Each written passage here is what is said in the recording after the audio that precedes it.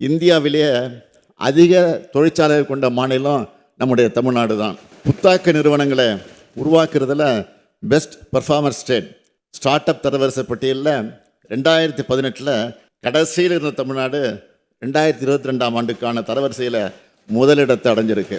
ஏற்றுமதி தயார்நிலை குறியீட்டில் இந்தியாவிலேயே தமிழ்நாடு 80.89 புள்ளிகளுடன் முதலிடம்.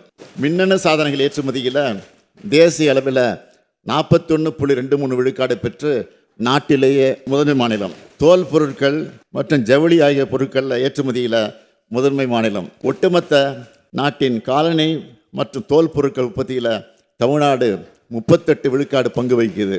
பன்னாட்டு முக்கியத்துவம் வாய்ந்த 20 ராம்சார் தலங்கள் தமிழ்நாட்டில் தான் இருக்குது. எண்ணெய் வித்துக்கள், நிலக்கடலை, கரும்பு உற்பத்தி திறனில் முதலிடம், மக்காச்சோள உற்பத்தி திறனில் 2வது இடம்.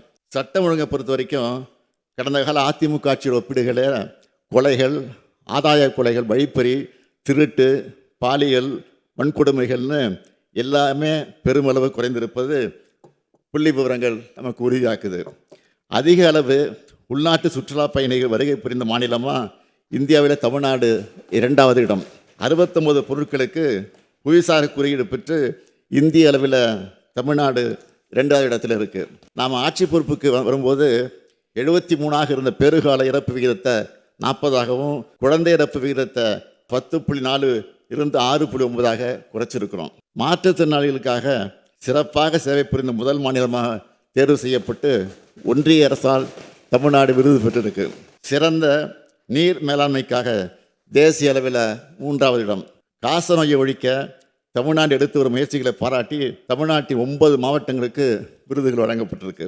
காகிதமில்லா சட்டமன்ற திட்டத்தினை மிக சிறப்பாகவும் விரைவாகவும் செயல்படுத்தினதுக்காக ஒன்றிய நாடாளுமன்ற விவகாரத்துறை அமைச்சகம் விருது வழங்கியிருக்கு.